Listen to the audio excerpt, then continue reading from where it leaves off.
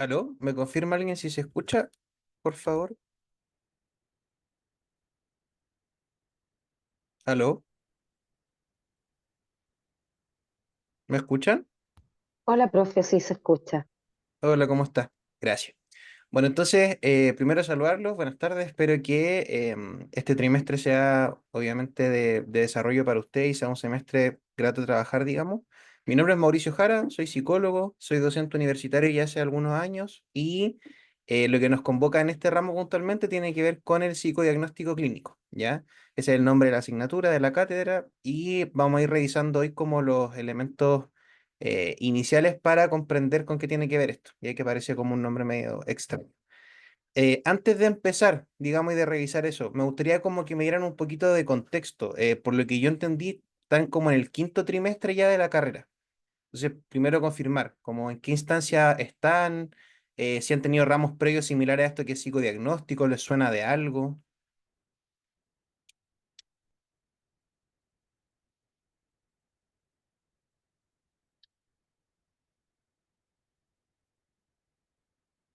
Dígame, Álvaro. Bueno, en definitiva hay que decir que ya estamos como en el segundo año, ¿cierto? El primer año contó de 2 trimestres y ya estamos en el tercero, ¿cierto? Viniendo a ser el quinto, para pasar a tener de este segundo año un año completo de asignatura, ¿cierto?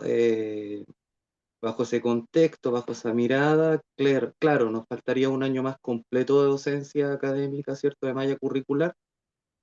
Y yo creo que todo este largo recorrido, ¿cierto? Ya los aproximados 16 asignaturas que hemos tenido, hemos ido apuntando en el fondo a través de fundamentos de la psicología, desarrollo o sea, de estudio de la personalidad, ciclo del desarrollo o psicología del desarrollo, ¿cierto? Mm, Todo apuntando, ¿cierto? A este ramo, a ya, todo súper. apuntando a este ramo. Hemos tenido también la oportunidad de analizar casos clínicos y obviamente tenemos pequeñas luces del DCM5. Ya, Aunque el psicólogo, aunque nosotros nos han inculcado un poco de que hay tintes o ribetes de estigmatizar con el DCM5, creo que es muy necesario porque se necesita ese grado de inferencia, teniendo en cuenta que hay 4 tipos de inferencia, para lograr una hipótesis diagnóstica certera, porque esta es la base del futuro tratamiento de nuestro paciente, beneficiario, cliente. Entonces, se entiende que el DSM-5 puede ser una herramienta muy importante, también se entiende, por lo que yo he leído, inferido, es que hay distintos tipos de enfoque y el que vamos a desarrollar va a ser el clínico, porque hay uno ya, dinámico y hay otro tipo. exacto. Entonces, Sí. me parece muy interesante, estoy como muy contento por el ramo, creo que voy a sacarle el máximo rendimiento, ¿cierto?, al ramo y eso es lo que podría aproximar en cuanto a mi apreciación personal. Ok. Muchas gracias, Álvaro. Se agradece la participación. Esperemos que esté a la altura de las expectativas. Ya, ok. Entonces tengo ese contexto. O sea, hay un compañero me pone que no hay mucho acercamiento al diagnóstico ni a lo clínico. Ok.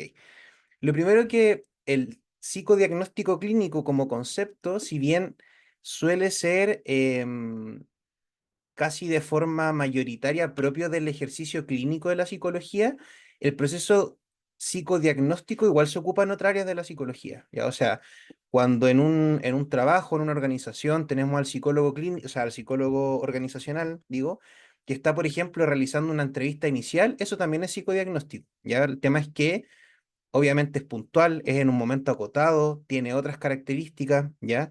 En los establecimientos educativos o en cualquier instancia educativa, el psicólogo ocupacional también hace algo tal como un psicodiagnóstico, solamente que tiene características distintas. Entonces, si bien el psicodiagnóstico que nosotros vamos a revisar, por lo general tiene una aproximación casi, en su gran mayoría, a lo que es la psicología clínica, hay que recordar que psicodiagnóstico lo vamos a utilizar en cualquier parte en la cual nos desempeñemos como psicólogos, ¿ya? Eso es lo primero.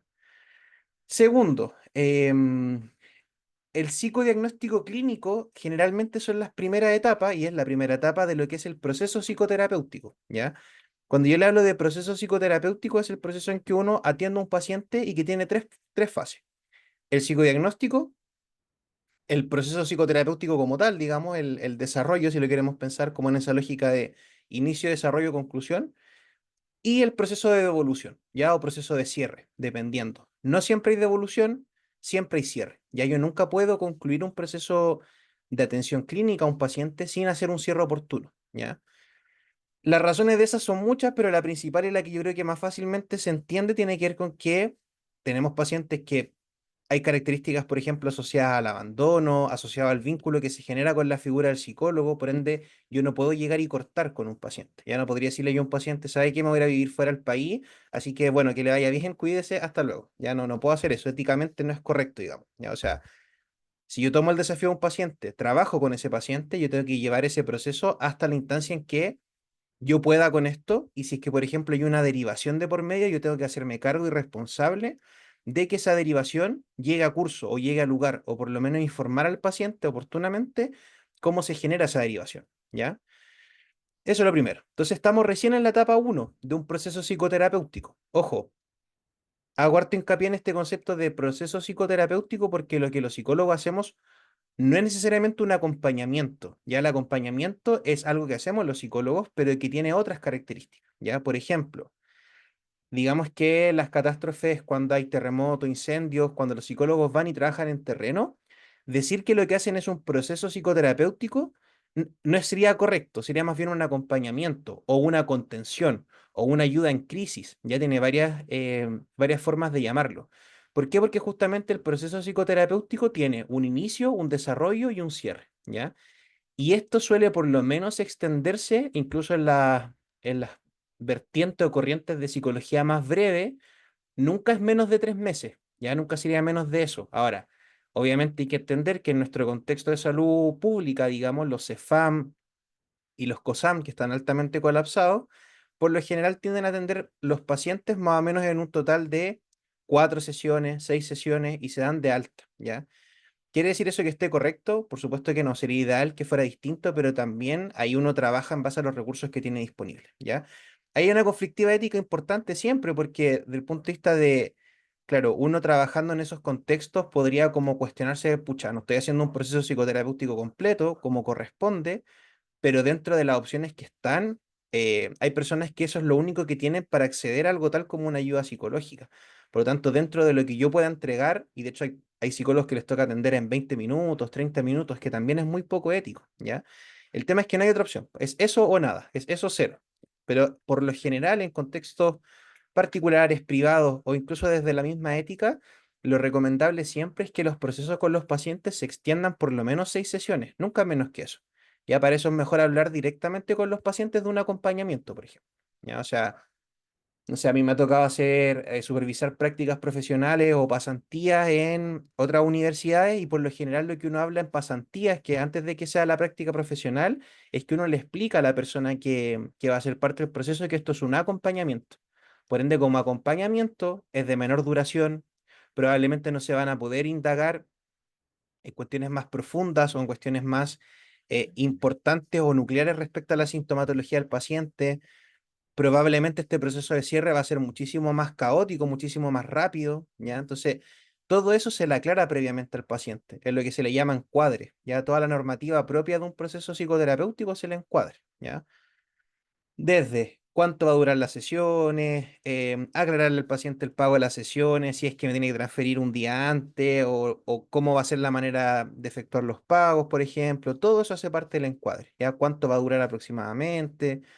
Por ejemplo, yo tengo una formación de pregrado que es más similar al psicoanálisis, por lo tanto, el psicoanálisis clásico y la primera parte de la teoría psicológica no tenía algo tan como esta presión de rápidamente concluir los procesos psicoterapéuticos. Ya, de hecho, desde el psicoanálisis uno podría sostener una terapia hasta que el paciente le haga sentido hacerlo. Uno podría estar eternamente en terapia, ¿ya? O sea, esta lógica como de que el síntoma se va y listo, es una lógica muy actual, muy de los movimientos cognitivo-conductuales, que no quiere decir que sea ni malo, ni bueno, ni peor, ni mejor, simplemente es, ¿ya?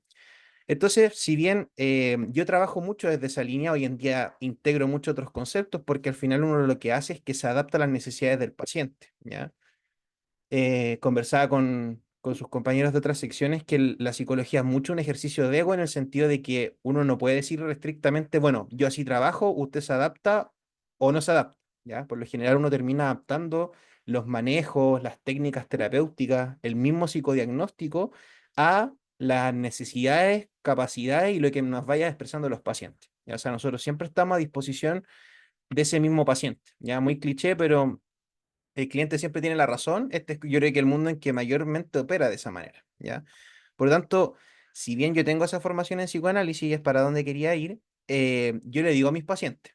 Entonces, les digo que efectivamente yo trabajo más desde esa corriente, por ende va a haber un momento en que cuando el síntoma desaparezca o el síntoma atenúe, digamos, yo le voy a notificar que lo que sería usualmente la alta terapéutica, que se da en la mayoría de las corrientes, pero que si posteriormente desea trabajar otros aspectos que no hayamos revisado, o estos aspectos como de autoconocimiento o de profundización en cuestiones de la infancia o lo que sea que vaya surgiendo, podemos hacerlo sin ningún problema, ¿ya? Pero al menos yo éticamente me pongo la obligación, ya que tengo como un poco más de ligereza de trabajar más tiempo, de notificar a mis pacientes cuando estaríamos en un contexto de alta oportuna en cualquier otra corriente de pensamiento, ¿ya? O cualquier otra corriente de práctica clínica, por decirlo de una manera. Entonces, más que la flexibilidad o más, o sea, perdón, más que la rigurosidad de los conceptos desde los que uno se maneje o cómo sea la práctica clínica de uno, yo creo que lo más importante en estos procesos psicoterapéuticos, donde el psicodiagnóstico es parte de eso, es la honestidad con los pacientes, ¿ya? En el sentido de, bueno, yo suelo trabajar de esta manera, vamos haciendo un proceso de co-construcción, ¿cierto? Pero es importante que usted sepa que, por lo general, yo suelo tomarme más tiempo de lo que usualmente podría tomarse otro colega, ¿ya? Y de hecho, cuando yo veo pacientes que están muy mal, no sé, un paciente que tiene, qué sé yo, 5 crisis de pánico al día, o un paciente que está con ideación suicida activa, o un paciente que está crítico, aparte de la derivación oportuna al psiquiatra, obviamente, yo suelo decirles, bueno, yo creo que sería oportuno quizás trabajar con un terapeuta que haga psicoterapia breve o psicoterapia en crisis si considero que es oportuno, ¿ya? Una vez que la sintomatología baje o se atenúe, podríamos volver a conversar para poder trabajar con mayor tranquilidad estas temáticas que usted trae, digamos. Obviamente, y por eso les decía, lo que uno va haciendo como psicólogo, porque también tenemos que pensarlo en la línea de que esto es nuestro trabajo, es que uno intenta ser lo más completo posible, porque bajo esa lógica yo no habría tenido nunca paciente. Si le digo a un paciente, mire, sabe que la verdad yo me voy a demorar 3 años en trabajar con usted. Claro, obviamente la gente quiere rápidamente sentirse mejor y que obviamente tenga un costo económico y afectivo lo más llevadero posible. Por lo tanto, 3 años de psicoterapia, considerando que en promedio, no sé, podemos pensar que el psicoanalistas o personas especialistas en esa área cobrarán por lo menos 20 a 25 mil pesos y lo multiplicamos entre años, una cifra, pero extremísima, ¿ya? O sea, el psicoanálisis clásico y la misma, y el mismo modelo freudiano era un modelo absolutamente dirigido a las personas aristócratas, ¿ya? Hay personas que tenían mucho acceso a dinero y por ende no era un tema, no era un problema que las personas tuvieran 10 años en terapia. Sabemos que nuestra realidad país no es, por lo tanto es importante también siempre ajustarse a estos elementos que les voy comentando, ¿ya? Dicho eso, ¿qué es el psicodiagnóstico? Bueno, el psicodiagnóstico es este proceso inicial, como yo les explicaba, donde yo intento identificar cuál es el malestar que trae mi paciente a colación o cuáles son los motivos que una persona tiene para asistir a terapia, ¿ya? Aquí les voy a compartir pantalla mientras. ¿Se ve, cierto? ¿Me confirma? Sí, profesor. Súper, gracias Álvaro. Entonces, Em, ¿qué es lo que va a hacer este proceso psicodiagnóstico? Bueno, levantar es un levantamiento de información, como ustedes pueden verlo desde una lógica más de la investigación o en un lenguaje un poco más como concreto, de cuáles son las situaciones que traen al paciente a consultar. Y ahí eso se le llama motivo de consulta, que es lo primero que emerge, ¿ya? Claro, este motivo de consulta, que es algo que ustedes no van a escuchar tanto bajo estos conceptos porque son más clásicos, en general es la demanda que el paciente trae, ¿ya? Esta demanda o este malestar característico de lo que probablemente le está afectando. Cuénteme, Cristian, Profesor, que solamente dígame. se ve la lámina como de la primera, de la presentación, pero como no está corriendo la presentación. Ah, no, no la estoy moviendo, le Ah, puse el ya apoyo vale. moral. Muchas gracias. Ya No, pues vale, vale, vale, la vale. voy a ir, sí. Ya, Les va a súper. pasar, yo soy muy poco PPT, entonces a veces lo pongo como, de hecho, ahora fue para que fueran viendo el correo y todo eso, pero sí, estoy atento, muchas gracias.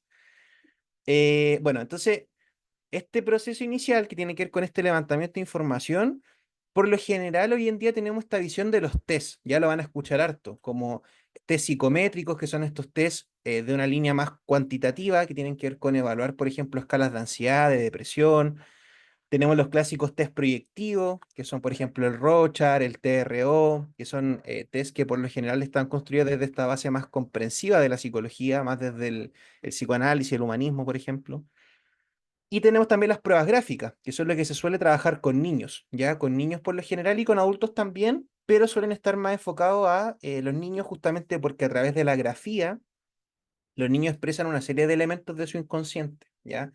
De hecho, spoiler y que creo que es importante que lo tengan, la vía de acceso al inconsciente de los adultos es la palabra, por eso nosotros atendemos a través del lenguaje a los pacientes, y en los niños es el juego, ya por eso se juega con los niños. Un niño que no juega es un niño que es preocupante desde el punto de vista patológico, ya, o sea, los niños tienen que jugar, pues así expresan su mundo interior, así expresan lo que a ellos les ocurre, o sea, un niño de 3 años no se va a sentar en la clínica y decirle, ¿sabe qué vengo porque, no sé, mis papás me tienen harto? No, probablemente yo voy a jugar con él, voy a simbolizar una serie de cosas hasta que de alguna forma surja este malestar o este motivo de consulta, ¿ya? Por lo tanto, tenemos una serie de elementos que son como estas pruebas, estos tests. De hecho, si usted va a un trabajo, a postular un trabajo, por lo general la gente se preocupa mucho de esto, ¿ya? ¿Cómo tengo que dibujar? En el test de la persona bajo la lluvia? ¿Cómo va el paraguas? ¿Cómo va la lluvia? No sé qué, todos estos elementos. Ya, primer punto importantísimo. Los test y las pruebas siempre son complementarios a lo que se llama entrevista clínica, ¿ya? Lo más importante para un psicólogo es la entrevista clínica en todo ámbito, en ámbitos de lo laboral, lo educacional, lo clínico. De hecho, si usted le pregunta a una persona que está encargada, por ejemplo, de selección y reclutamiento en una empresa, los test tendrán un 20% de importancia, un 10% de importancia, todo el resto es la entrevista, ¿ya? O sea, esto que la gente se preocupa tanto cómo dibujo el paraguas, cómo dibujo la persona, no sé qué, es sabido y los psicólogos sabemos que la gente ya sabe cómo hacer esos test, cómo contestarlos, cómo se dibuja. Por lo tanto, lo importante de esos test por lo general tiene que ver con el relato. Por eso los psicólogos empiezan a preguntar, bueno, ¿y qué está haciendo esta persona? ¿Qué estaba haciendo antes? Para elaborar lo que se llama asociación libre, ¿ya?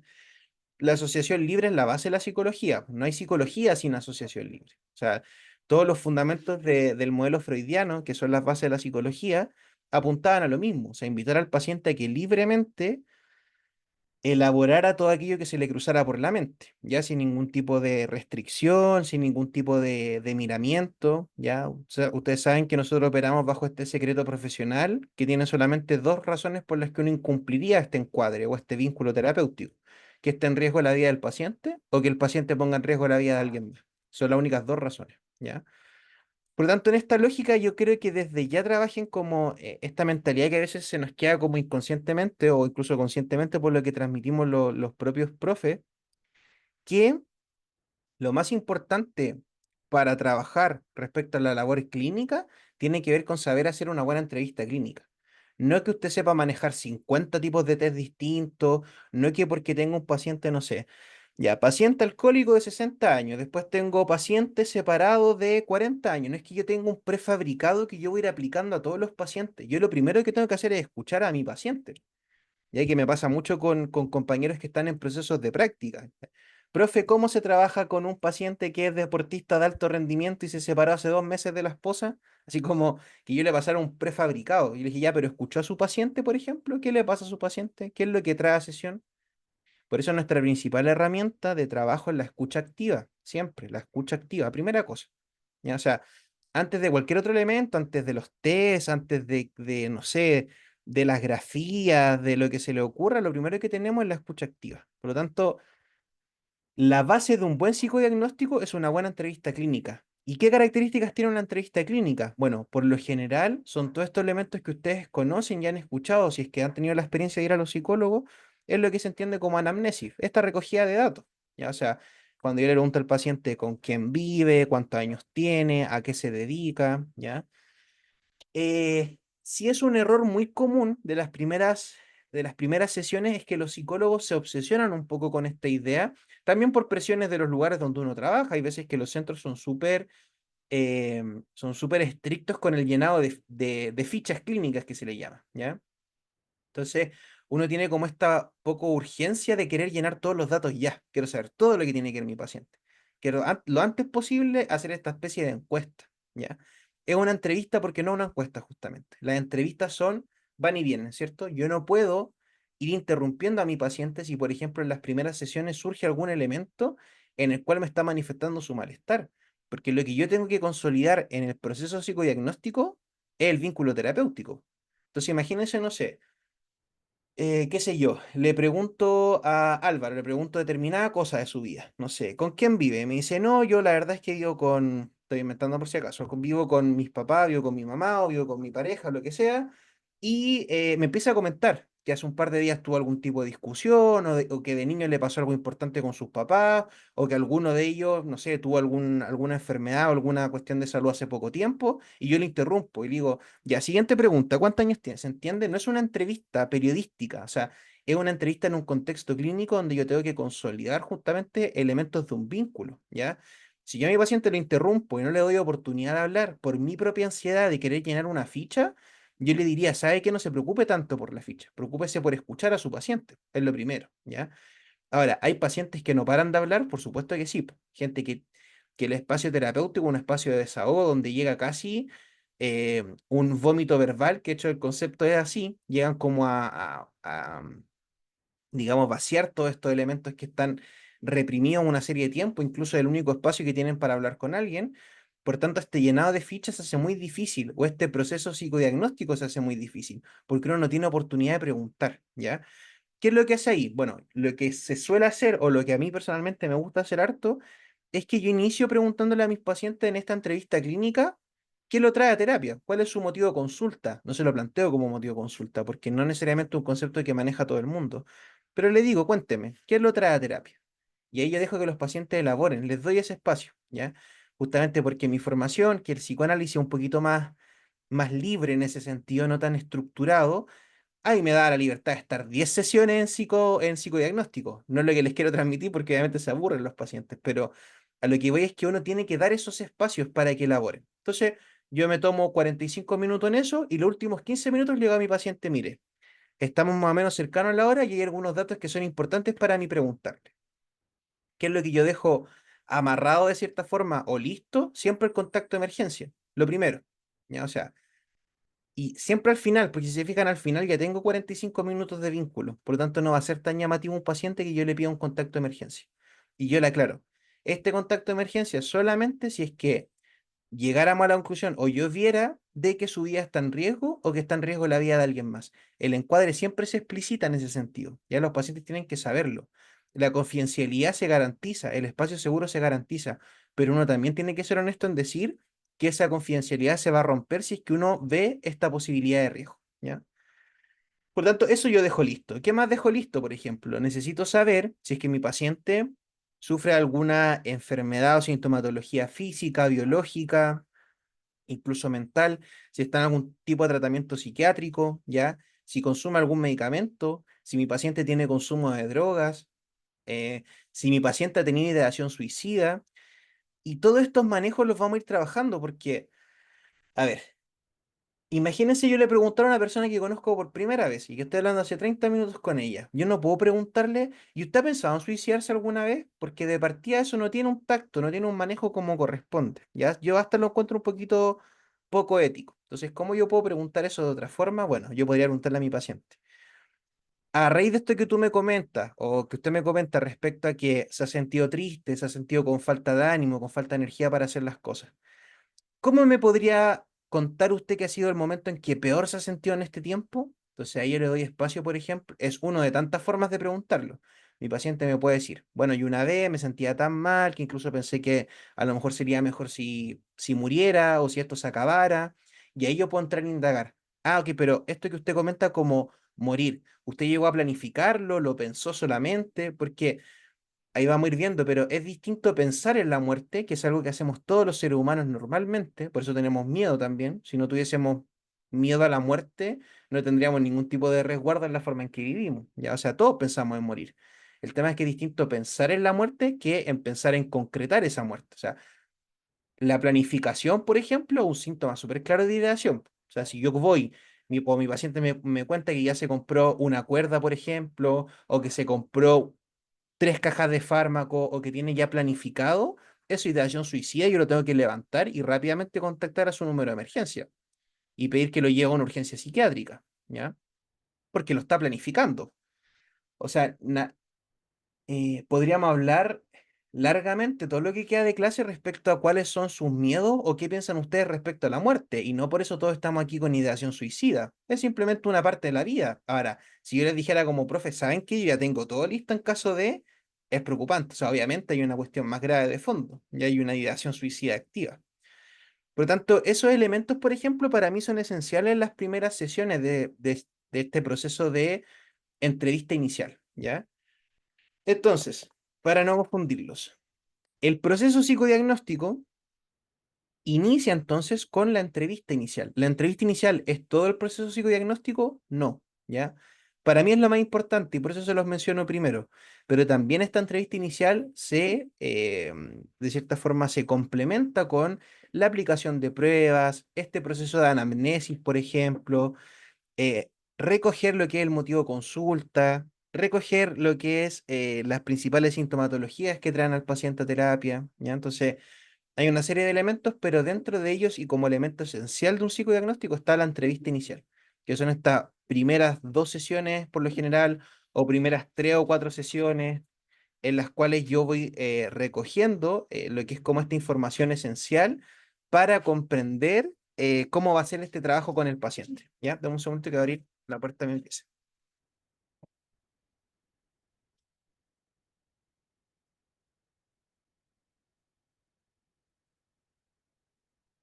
Va a pasar eso, tengo perrito.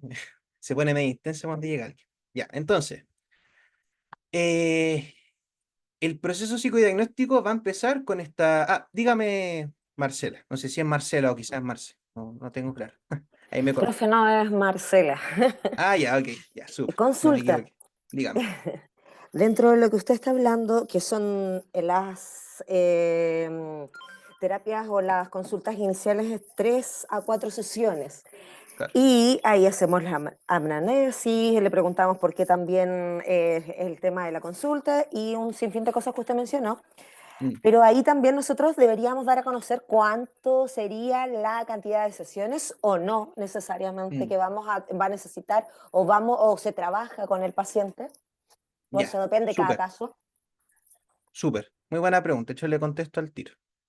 Yo hago hartos dibujitos, me gustan, pero son bien horribles, ¿ya? Tengo omitarlo, quedémonos con el concepto. Entonces, va a depender de una serie de factores, ¿ya? Pero por lo general va a depender un poco del estilo de trabajo de cada psicólogo.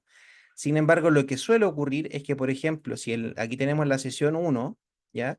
Y el psicodiagnóstico se extiende, bueno, hay gente que hace 6 semanas de psicodiagnóstico. Yo por lo general lo trabajo en 3 o 4, incluso menos, ¿ya? Pero esto es lo que se puede extender. Más que esto, yo diría que es mucho. Menos de 2 o menos de 3, yo diría que es muy poco. ¿Ya? Pero eso suele durar un psicodiagnóstico. ¿Qué es lo que suelen hacer la mayoría de los colegas? Es que aquí, cuando termina el psicodiagnóstico, hacen algo que se llama devolución, pero no es la devolución del final, es la devolución del proceso psicodiagnóstico.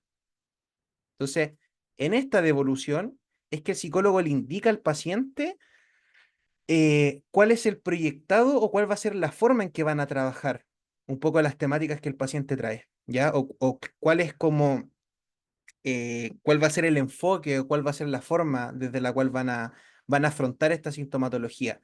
Esto, por ejemplo, como en mi caso trabajo más desde el psicoanálisis, que suele ser más extenso todos los procesos, yo suelo hacerlo aquí, ¿ya? Si yo ya me di cuenta en la sesión 2 o 3 que esto para el paciente es algo crítico, yo hago antes de esperar más semanas, yo le digo rápidamente que la forma en la que yo trabajo, pese a que lo puedo ayudar obviamente, quizás no es lo más apropiado para su caso en particular.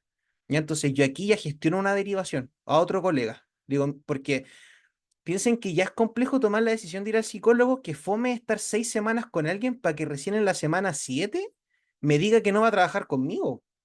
O sea, aparte de, piensen que de igual, como sea que uno lo trabaje bien, mal, regular, el paciente aún así lo va a percibir como que tiene algo quizás muy grave y que por eso uno no quiere trabajar con ellos, o que están muy mal, o que uno los está rechazando, o que no los quieren. Entonces, siempre es percibido como un rechazo. Ahora, es distinto que yo en la segunda sesión le diga a este paciente y que, a ver, Yo construyo esto desde el primer momento. Yo les digo a los pacientes, bueno, estas primeras semanas nos vamos a conocer, vamos a revisar, digamos, si es que es factible la posibilidad o que si yo soy la persona más apropiada para ayudarle.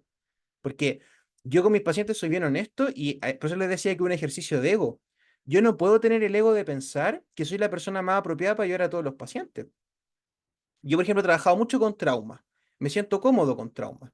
Pero quizás si me llega un paciente o una paciente eh, no sé, estoy inventando. Con depresión postparto, yo puedo trabajarlo, porque la depresión postparto tiene que ver un poco con los duelos, tiene una serie de lógicas similares, son síntomas comunes. Pero si yo tengo un colega o una colega que es especialista, por ejemplo, en psicología perinatal, que es la psicología de los embarazos pre, durante y postparto, digamos, y veo que es un caso grave o un caso riesgoso, yo podría oportunamente derivar a ese paciente, porque esta colega podría trabajar mejor con él, o con ella en este caso. Entonces, em, como les digo, un ejercicio mucho de la comunicación, mucho de que el paciente entienda que es como que, de cierta forma, estas primeras semanas el paciente estará en una especie de a prueba, ¿ya? Pero no a prueba porque el paciente esté mal, sino que uno tiene que transmitirlo desde que ellos sientan o entiendan que tiene que ver con las capacidades de uno. Ya porque las capacidades no son infinitas. Y lo otro es que, por mucho que la posición del psicólogo es una posición neutral, y les quiero transmitir esto desde ya, por favor, la prioridad de un proceso psicoterapéutico es siempre el bienestar del paciente, no yo. Suena súper pesado y suena súper extraño, pero después les va a generar alivio mental. Nosotros como psicólogos no somos importantes. No somos importantes desde yo, Mauricio Jara, para mi paciente, no tiene que importar mis necesidades como yo, como Mauricio, personales. Lo que importa en ese espacio es el bienestar de mi paciente. Por lo tanto, yo no podría, por ejemplo, estar con un paciente que sé que no voy a ayudar porque, no sé, necesito la plata para llegar a fin de mes. Ahí yo estoy pensando en mí, no estoy pensando en el bienestar de mi paciente. ¿Se entiende? Porque yo siendo cualquier otra profesión, podría pasarlo por alto. Quizás, bueno, quizás esta pega no la voy a hacer también, pero ya no importa, lo tomo nomás. ¿Se entiende? Es poco ético, sí, pero a lo mejor no es tan problemático. Con un paciente estamos hablando de que está en riesgo al final la vida de otra persona. Por eso es súper importante que uno sepa que uno no es protagonista de los procesos terapéuticos, sino que son los pacientes. Entonces, ¿cómo uno se ahorra todas estas posibilidades de generar un daño mayor a los pacientes o no estar a la altura del desafío y que son cosas que pueden pasar y no tiene que ver con que uno no sea suficiente? Uno, yo como Mauricio Jara persona, sino que obviamente como tema en el mundo, como problemática en el mundo son infinitas, a mí no me da para resolver todas las cosas y nadie es Dios, nadie es como esta figura omnipotente que va a tener solución a todo. Y de hecho uno como psicólogo no le da solución a las cosas, uno acompaña a que los pacientes logren ese proceso de insight, de solución, de sanación incluso, ¿ya? Entonces, para no desviarme tanto de la pregunta, en realidad va a depender mucho de la ética de trabajo de cada uno de los psicólogos, pero también va a depender de lo que yo defina como encuadre. Como yo creo que es la mejor manera, es que en las primeras semanas, primeras 2, 3 semanas, uno le explica al paciente que lo que estamos revisando primero es ver si es que yo como profesional soy la persona más óptima para realizar este trabajo con él. Entonces, uno lo que puede decir al paciente en la primera sesión es que, bueno, lo que vamos a revisar estas primeras semanas tiene que ver con qué es lo que usted lo trae de sesión y si efectivamente yo soy el profesional o por las temáticas que yo trabajo, por ejemplo, tampoco para uno pisotearse tanto, pero por las temáticas que yo trabajo, bien honestamente, saber si soy la persona más óptima para llevar a cabo este trabajo con usted. ¿Se entiende? Entonces, y aclarándole también desde el lugar que uno trabaja, ya a mis pacientes se lo planteo así, no les digo, bueno, yo tengo formación en psicoanálisis, voy a estar lateando los 8 años, por supuesto que no, pero yo sí les explico, bueno, mi formación tiende a ser un poco más prolongada o más extensa en el tiempo, por lo tanto, si yo percibo algún sentido de urgencia o creo que usted necesita una solución ya o que no sea compatible con lo que yo suelo trabajar y no soy capaz de adaptarme, porque uno también tiene que dar su brazo a torcer, a eso voy yo, vamos a tener que revisar la posibilidad de hacer una derivación. Y yo le voy a recomendar a un colega que obviamente le pueda ayudar en las temáticas que usted necesita. ¿Se entiende? Entonces, al final, todo esto es una cuestión súper, una ética súper personal porque esto no está definido en ninguna parte. Por eso hay tantos psicólogos y ustedes van a ver, y como profesional en todas las áreas, que trabajan todo nomás. No son especialistas en nada, porque no es necesario ser especialista, obviamente, pero que lo que venga nomás. Entonces, si me llega un problema de, no sé, de expresiones de género o incluso de trastornos de conducta alimenticia o de estrés postraumático, o de cuestiones más graves, un paciente con ideación suicida activa, no lo atendemos, no vayan en el camino, lo que sea. A mí eso me parece poco responsable. Por eso yo prefiero tomarme este tiempo inicial para que veamos si es que se puede trabajar, si es compatible mi forma de trabajo, si es compatible mis cualidades y mis capacidades, ¿ya? De hecho, les voy a compartir algo.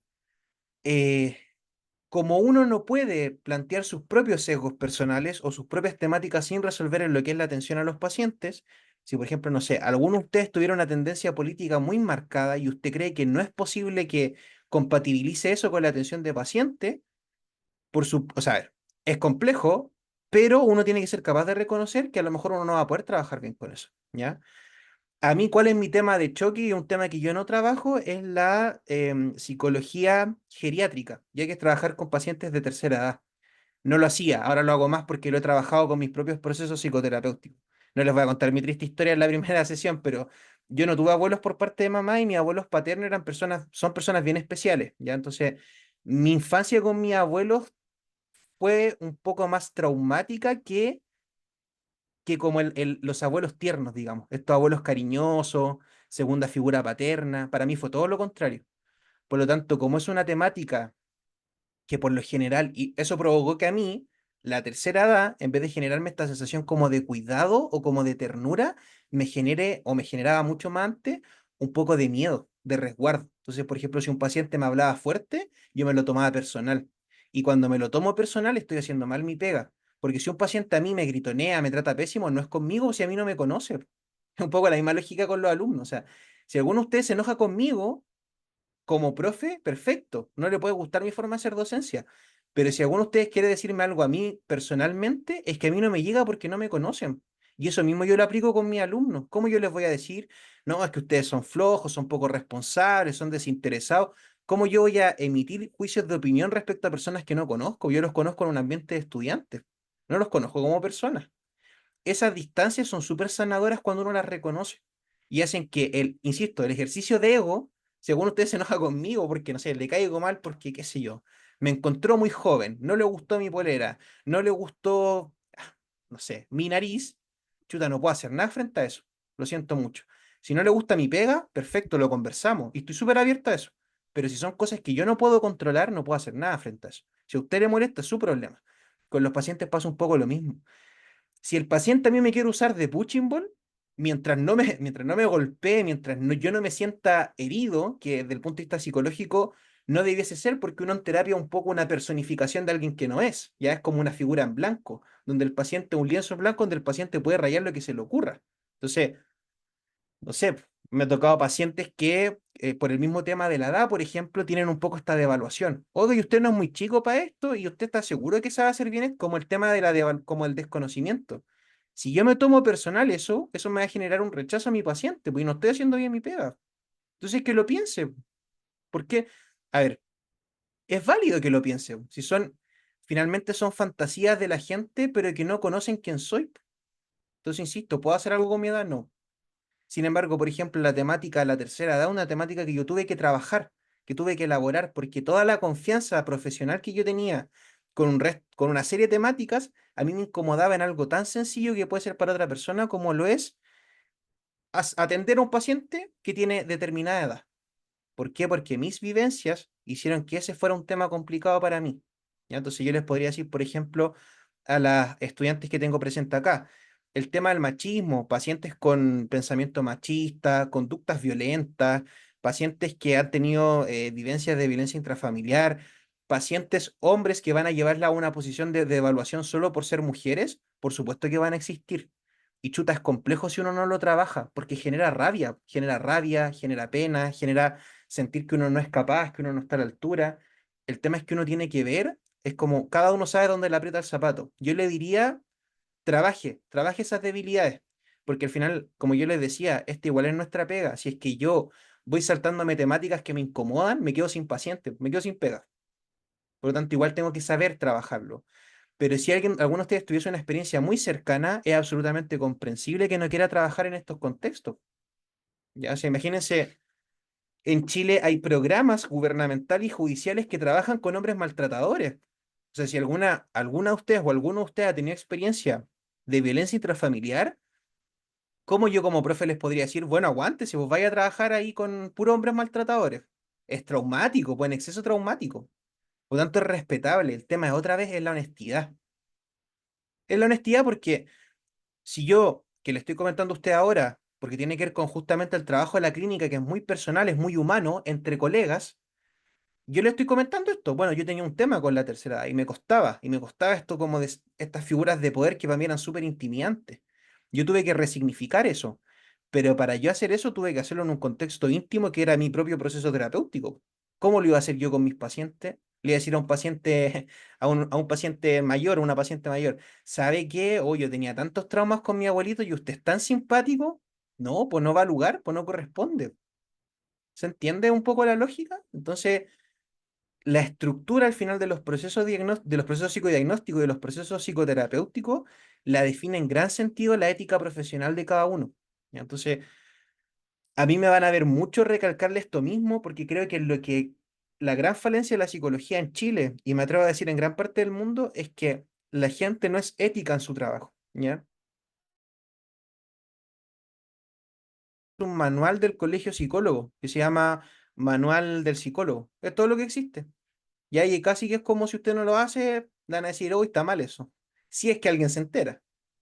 O sea, piensen que aquí en Chile hay doctores, médicos, cirujanos que operan y no son médicos. Entonces imagínense que, no estoy diciendo que eso sea más importante que lo que hacemos nosotros, pero es que efectivamente una operación que tiene que ver con la vida biológica, práctica y concreta de una persona, hay gente que realiza estas prácticas sin ser profesional en el área.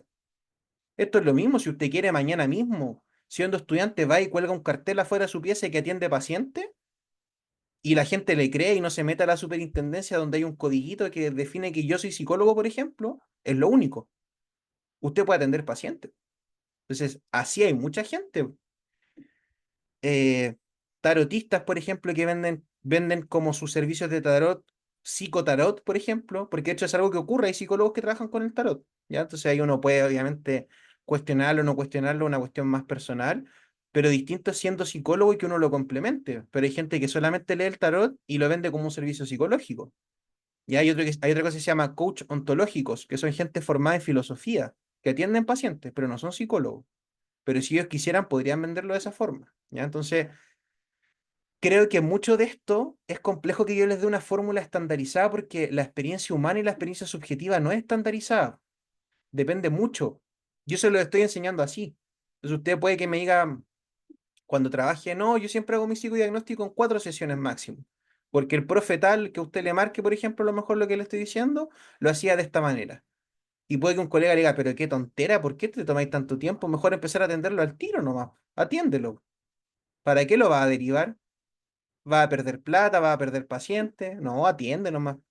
Después uno aprende en el camino. Y hay cosas con las que uno sí puede aprender en el camino, pero hay cosas que no, pues hay cosas que no se van a aprender de la noche a la mañana.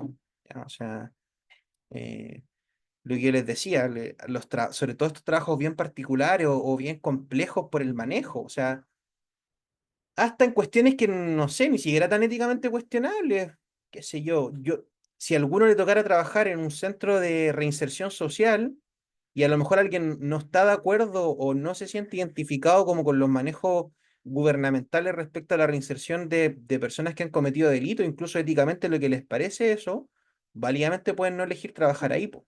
Yo creo que lo complejo sería que usted trabaje, por ejemplo, en un centro de reinserción social y que secretamente tenga un discurso súper como radical respecto a las personas que han cometido un delito, que crea que no merecen segunda oportunidades, que crea que es una pérdida de tiempo, que piense que son todos, no sé, no vamos a entrar en detalle, pero que son personas que no valen la pena, que son personas que deberían estar muertas, por ejemplo, lo que sea, ¿ya? Insisto, es éticamente cuestionable, pero es humanamente todos tenemos ese tipo de situaciones en las que quizás nos topa valóricamente, nos topa éticamente. Ya por eso parte también del trabajo como psicólogo es lo que yo les decía, esta personificación de una imagen en la cual mi opinión no tiene espacio. Su opinión no tiene espacio en un proceso terapéutico. Usted no juzga a su paciente. Si su paciente, no sé, si usted es de derecha y su paciente es de izquierda, a usted no le importa. Si su paciente es polígamo, tiene 25 parejas y usted cree que tiene que estar con una persona toda la vida en el matrimonio, a nadie le importa su opinión en ese aspecto. Ya, y le insisto, suena chocante, pero es aliviador, porque en lo concreto no soy yo el que está atendiendo. Si yo, Mauricio Jara, no sé, creo en la monogamia y tengo una esposa para toda la vida, y mi paciente, del punto de vista de su sexualidad, es mucho más abierto frente a eso y tiene muchas parejas y no sé qué, no le voy a decir, oh, está bien mal eso que usted hace, pues no le importa. O sea, yo pierdo un paciente por eso. No le estoy dando la oportunidad a un otro humano de escuchar cuál es su experiencia respecto a la vida y no estoy validando la opinión de un otro, ni siquiera la opinión, la vida de un otro. Porque le insisto, esto no es un debate, no es un debate en que usted intenta convencer a su paciente de que hay una forma óptima de vivir la vida, ya, sino que estoy asumiendo que en mi proceso humano, y por eso les decía, insisto, es un ejercicio de ego. Uno aprende todos los días de las distintas formas de vivir la vida y no hay una forma más óptima o no óptima de vivir la vida. Y alguien me podría decir con certeza, no, profe, yo tengo la fórmula de lo que es una vida 100% exitosa, porque incluso estos discursos que se venden hoy en día en redes sociales y por eso tenemos tanto adolescente deprimido y con problemas mentales de salud mental, van a lo mismo, o sea, hay que levantarse a las 5 de la mañana, hay que leer 10 páginas de la Biblia, escribir en una bitácora mis pensamientos, hacer ejercicio a las 6 de la mañana, meterme en una ducha con hielo, después desayunar X cosas, después gimnasio, después... A ver, ok, a lo mejor son puros beneficios para la salud, pero es que estoy suponiendo que todas las personas en Santiago se pueden levantar a las 5 de la mañana a hacer ejercicio. Es como un poco egoísta ese pensamiento, porque, y poco realista al final, porque hay gente que trabaja en la madrugada. Hay gente que, no sé, vive con lo justo, hay gente que no tiene espacio para, en su salud mental o disponibilidad para hacer todas estas cosas. O sea, todos estos estereotipos que se sostienen como vida ideal al final, chuta, son re complejos de sostener en la realidad concreta. Si alguien lo puede hacer, espectacular, nadie lo juzga, pero si alguien no lo puede hacer, yo creo que también nuestro espacio a veces es como validar esa posibilidad de que alguien se sienta mal, por ejemplo. Y ahí no tener esa urgencia, como, un paciente está mal, no, tengo que sacarlo ahora de ese estado, como, calma, como esa es una ansiedad suya, es una ansiedad nuestra, por querer resolver las cosas ya, pero puede que un paciente necesite tiempo, ¿se entiende? Entonces, eh, perdonen esta cháchara eterna, pero voy a hacer muchas, porque esto lo pueden leer ustedes, pero creo que es importante entender la base y el contexto de lo que está en la base de nuestro ejercicio profesional.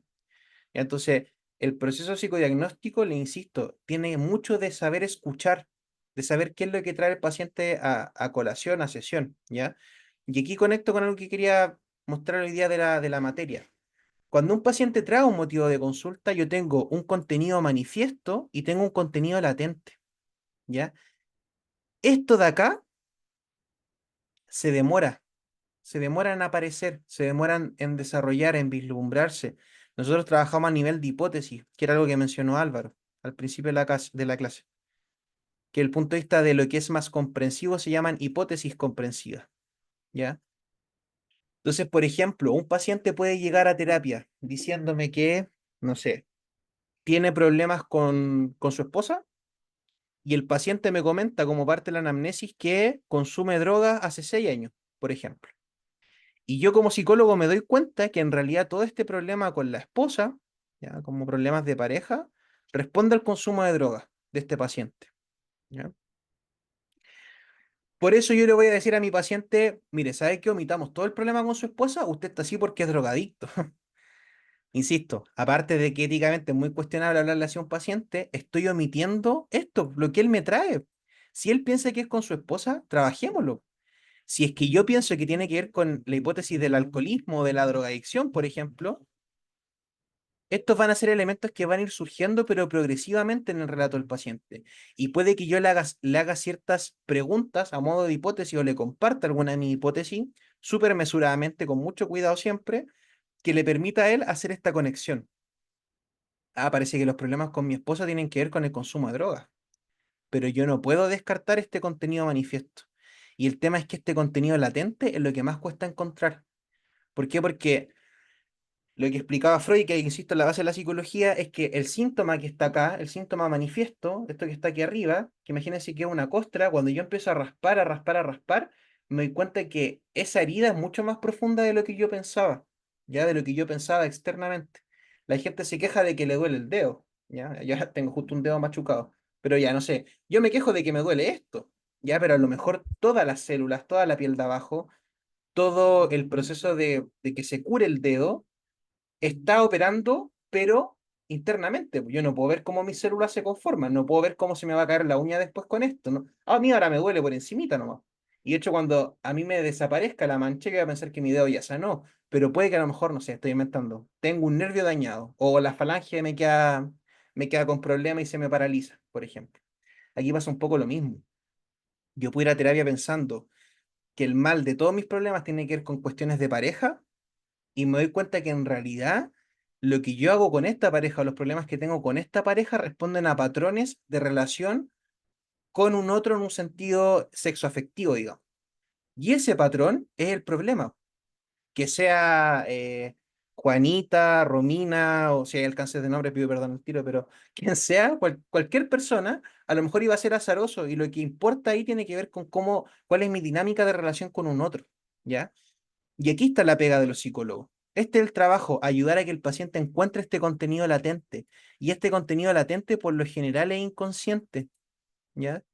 Y de hecho, ¿cuál es la, cuál es la premisa de la psicología? ¿Cuál es la premisa de los psicólogos? ¿Qué tenemos que hacer con los pacientes? ¿A qué los ayudamos? Lo que se les ocurra. ¿Qué creen ustedes?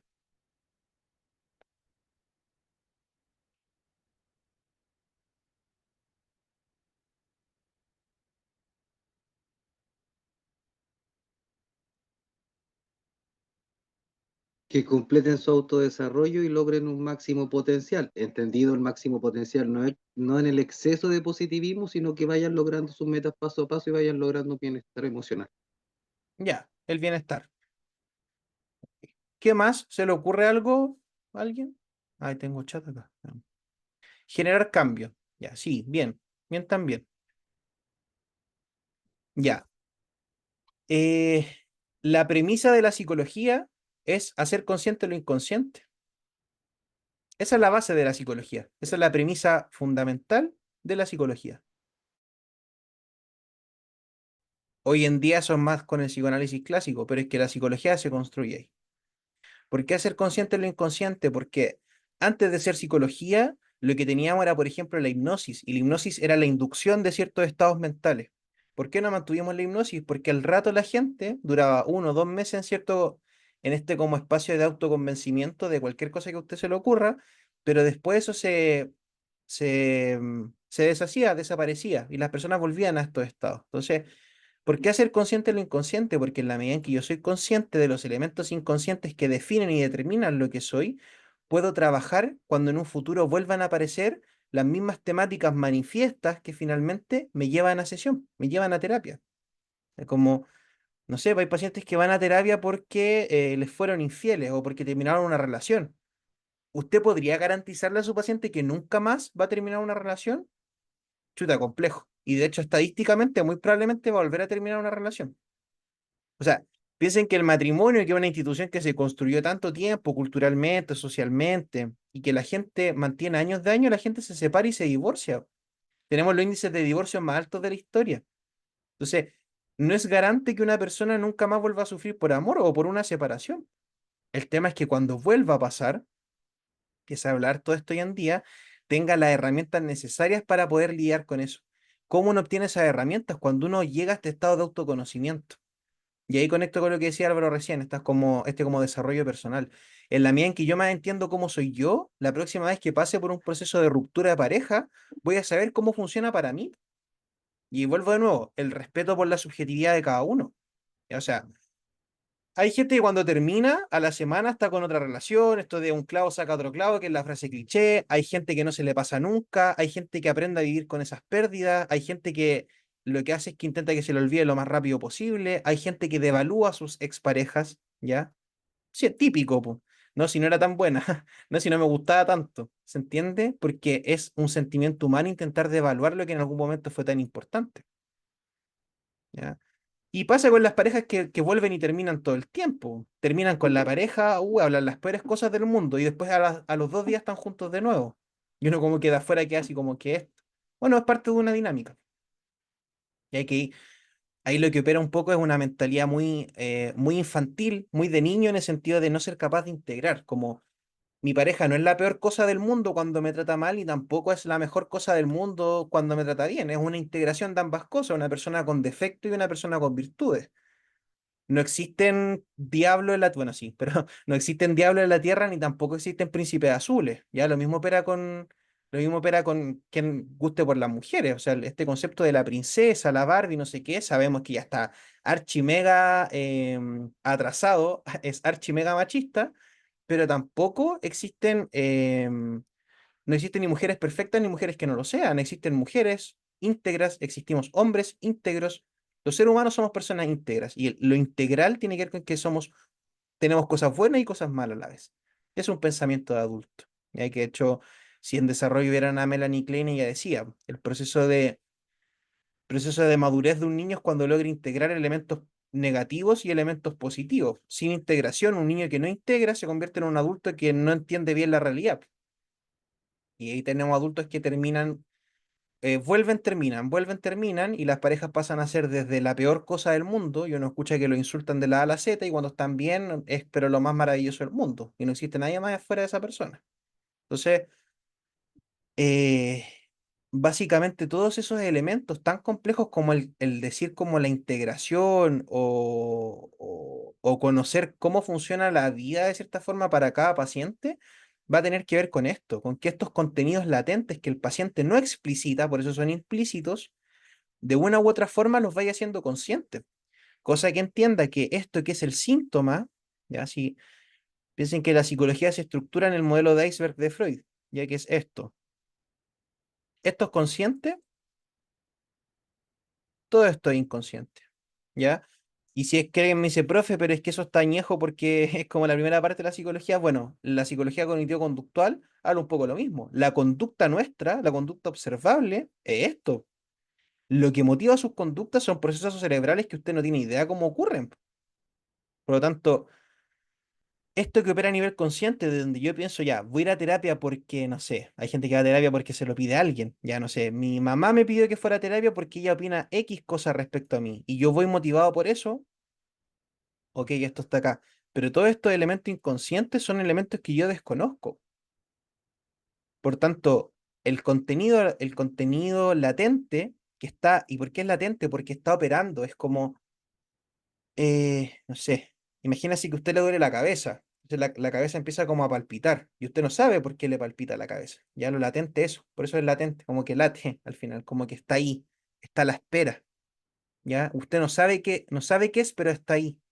Por eso tenemos tantos pacientes y incluso uno en la experiencia humana como me siento ansioso y no sé por qué, me siento triste y no sé por qué, me siento con mucha energía y no sé por qué. Ya por lo mismo, porque lo que conscientemente conocemos de nuestra experiencia es muy limitado. ¿Ya? Pero eso respecto a lo manifiesto y lo latente. Entonces, un psicólogo debiese intentar trabajar siempre con lo que el paciente trae, pero también intentando ver aquello que está operando por abajo. Ya, de hecho, anécdota, pero Freud decía que él no anotaba en sesión, porque él hablaba de algo que se llama atención parejamente flotante. ¿Qué es la atención parejamente flotante? Es que si yo estoy hablando 45 minutos, por ejemplo, con Tatiana respecto a X cosa, en sesión yo no noto ni estoy atento a cada una de las cosas que dice, no atento de que no le estoy prestando atención, sino que no necesariamente me voy a acordar de los 45 minutos que habló, porque cuando diga algo que sea realmente trascendental para el proceso, a mí se me va a quedar, o yo voy a hacer clic por algo que dijo de cierta forma o de determinada manera. ¿Ya? Hoy en día no es tan así, no es tan libre la cosa, por eso ya no se ocupa el diván, que antiguamente los pacientes se acostaban y uno escuchaba nomás, como una especie de grabadora de fondo. Y ahí si uno se quedaba con un elemento era porque ese elemento era importante, ¿ya? Pero aquí un poco lo mismo, o sea, el buen psicólogo no solamente es el que es capaz de escuchar los elementos que están manifiestos, sino que el que también es capaz de leer entre líneas, ¿ya? Y eso se llama metalenguaje o metacogniciones, en lenguaje más científico, si quieren. Metalenguaje, lo que yo no estoy diciendo verbalmente, ¿ya? Axiomas de la comunicación, Václavic, que eso es la teoría de la comunicación, ¿ya? Es imposible no comunicar. Incluso en el silencio nuestro paciente nos está diciendo algo. Con el cuerpo el paciente está diciendo algo. Con los gestos el paciente está diciendo algo.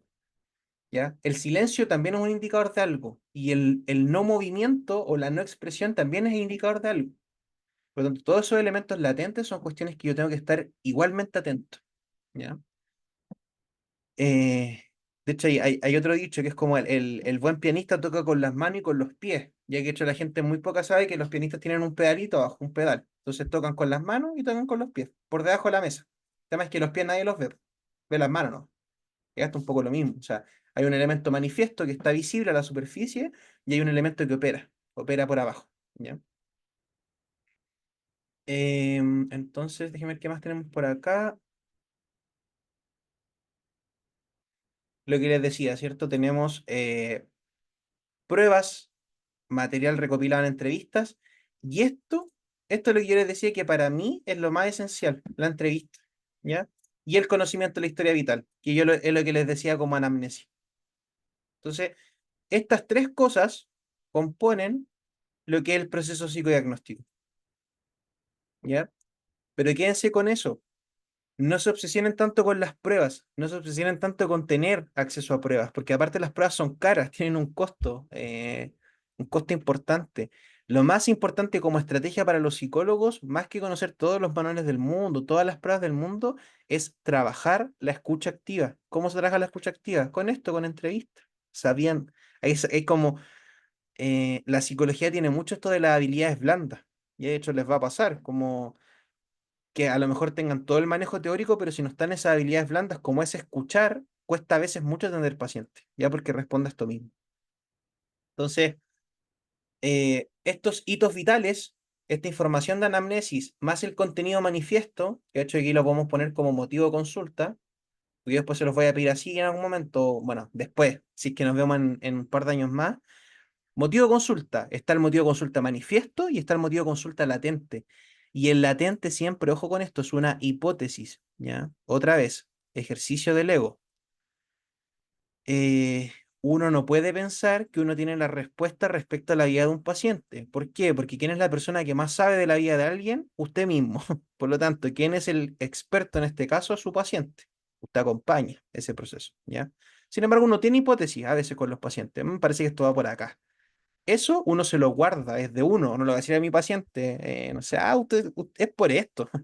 Y hay que un poco lo que hacen incluso los médicos a veces, que uno queda como molesto, uno llega y le dice como los síntomas, no, usted tiene esto, váyase para la casa, como que ni siquiera lo escucha, como ni siquiera lo examina, nada, ya está listo, váyase, lo más rápido posible. Claro, estas hipótesis existen y hay que hacerles caso y hay que escucharlas, pero hay que trabajarlas lentamente, ¿ya? Hay algo que se llama develación. Uno nunca devela a los pacientes las cosas tan precozmente, digamos, tan apresuradamente. Ya las hipótesis se trabajan, se piensan, se comparten.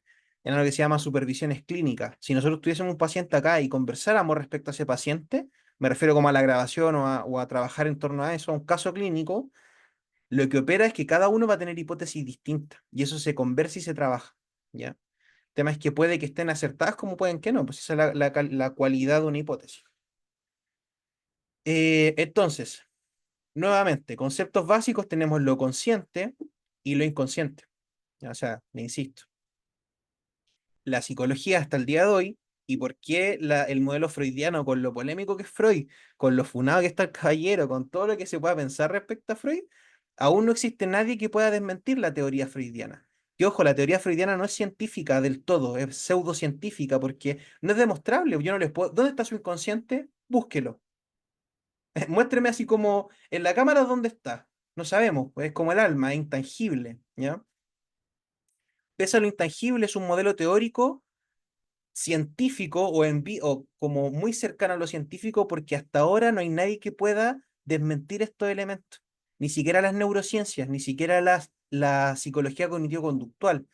¿Por qué? Porque hay elementos que yo puedo tener información de un cerebro, información de un montón de elementos, pero aún así hay un elemento de lo impredecible. Y lo impredecible siguen siendo estos elementos no tangentes, no concretos, ¿ya? Que en este caso es el inconsciente, para los griegos era el alma, después evolucionó a lo que hoy día entendemos como la mente, para los cognitivos son los procesos mentales, que es un poco más científico, digamos, pero que aún así hay espacio para aquello que no necesariamente opera a nivel de lo evidente. Ya los psicólogos trabajamos mucho con esto de ver debajo del agua, ya como ver más allá de lo evidente, ¿ya? Pero Y habría la noción procesos de, mentales inconscientes. ¿cómo? Habría procesos mentales inconscientes. Sí, claro, y sí, hay proceso mental inconsciente. El tema es que lo que hacen los cognitivos conductuales, muy brevemente, es que ellos dicen que, a ver, ya, me ordeno. Lo conductual nace bajo esta lógica, que un grupo de personas después de Freud dice, bueno, este caballero habló del inconsciente, no sé qué, bla, bla, bla, literal, bla, bla, bla. Entonces dicen, los seres humanos, lo único que nosotros podemos saber de los seres humanos es la conducta, porque es lo que podemos observar. Entonces, lo único que yo sé, hablo de Álvaro porque tiene la cámara prendida, ya no voy a pensar que es personal, pero lo único que veo de Álvaro es que él ahora se está moviendo, ¿cierto? Entonces, me es un gesto, esa es la conducta. Todo el resto de cosas respecto a Álvaro son puras suposiciones, porque no tengo idea. Lo único que yo sé de alguien es lo que observo.